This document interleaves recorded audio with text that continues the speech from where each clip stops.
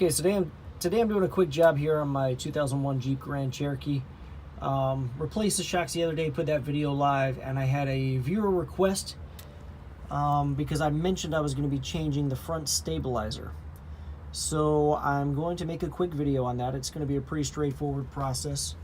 The first thing you want to do is remove your old front stabilizer. The way you do that is just remove this bolt here on one end of the stabilizer and this bolt down here on the opposite end of the stabilizer. I started assembling my new stabilizer, but I'm not so sure that the new hardware is going to work. I may have to reuse the old hardware, but the first thing I'm going to do is pull this out and test fit the new one, see what I may need and what I may not need from the old hardware. So again, pretty straightforward. Just loosen that bolt right there. On that side, same thing over here. Loosen this bolt here, pull the bolt out, and I'm going to compare that to the new stuff. So I've gone ahead and removed the old stabilizer. I just wanted to give you a quick heads up right here. When you're removing this bolt, I'm not the first one that made this mistake, obviously, but that nut does not come off. It's welded in place. So you're just going to take the bolt out from the other side. So be aware of that. You see somebody rounded that thing off, and then I rounded it off a little more trying to remove it, and then quickly realized that it was welded in place and you can't take that off. So here is the next challenge with this install. You can see the old stabilizer here, new one here. You can see the obvious difference is the old one has this little stud with the bolts kind of press fit in place, whereas this does not have that. I did determine that you're going to need to reuse your old bolt for back here for bolting into that position, and that's going to work just fine. However, the next challenge is getting the spacing on this correct for the new unit. Now it comes with this, and this fits perfectly in there, like so. But looking around at some of the instructions, because the only instructions that I got were this, and it says to refer to, it says assemble piston rod end of cylinder and pin kit as shown on polybag P511. Well, there's no instructions that they refer to, so we don't have that. But it seems that this unit would be used like on an older Jeep, not the newer Grand Cherokees. So this would kind of go in like a tie rod fitting and it would bolt in there like that. That is obviously not going to work in this case. So you've got this bolt here. It looks like I can press this in and then use this bolt, and then maybe a couple of these washers to kind of space it. I may have to throw a few more washers in there, but what you want to do is get the same spacing as this. It looks like it's about an inch or so. So I'm going to try to replicate that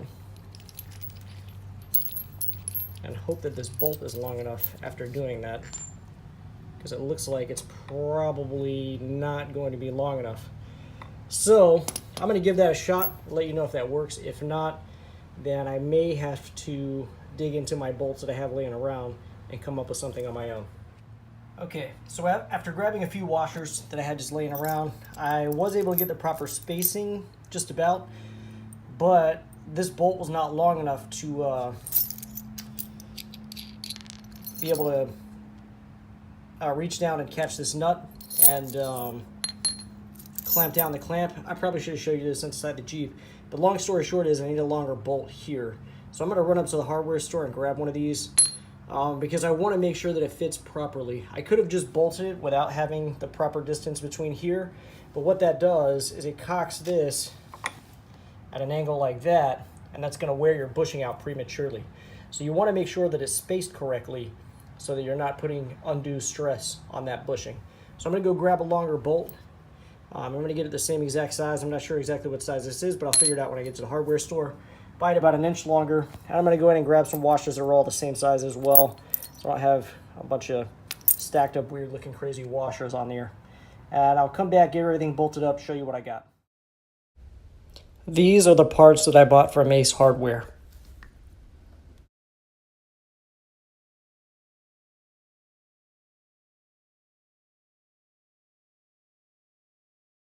Quick trip to the hardware store, and this is what I've returned with. This is a 10 by 1.5 The labeling said 120 millimeters, but it's about an inch longer than the original one, as you can see.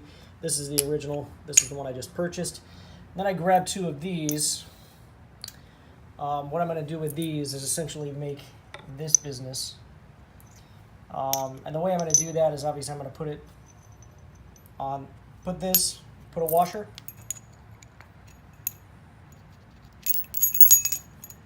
Then put the shock on, another washer, this, and actually I'm going to take a C-clamp and press this one into this one. It looks like it's going to be kind of a tight squeeze, but I think it'll fit with a little pressing in.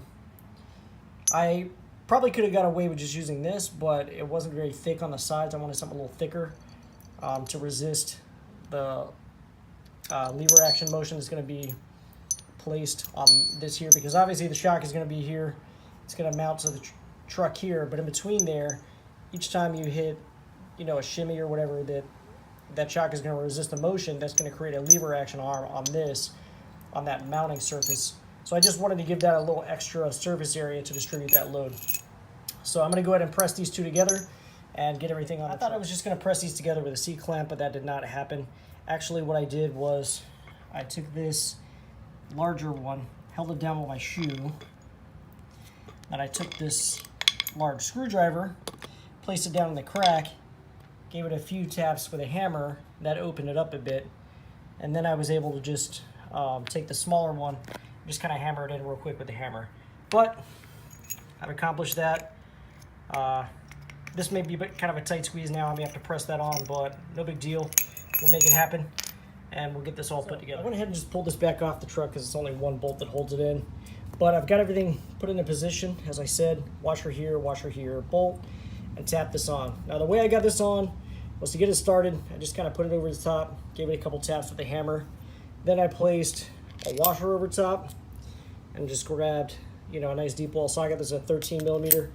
Slid it over that and just pounded it the rest of the way home. I didn't have to hit it very hard, just ever so slightly, but I figured this would be more easily done off of the truck rather than on it, obviously. So if you compare what I've got to the old unit, you can see the spacing from the mounting surface is almost exactly the same. It's just a little bit more, but that's actually going to give a better angle, I think, because you can actually see where this one wore. This is not a 90-degree angle here. It's kind of worn this way, which is what I was talking about before. I'm trying to avoid that, but now I've got everything ready to be bolted up on the truck. I'm going to throw a nice thick washer right on this side here, and just go ahead and bolt it on the truck. So here we have it. After a bit of finagling and a little bit of engineering of your own, you've got your rough country front stabilizer on your Jeep WJ. Everything is spaced properly. You're ready to get back on the street or the trail or wherever it is that you drive your Jeep. I thank you very much for watching. Make sure you check out my channel, subscribe, like my videos, and thank you very much for watching.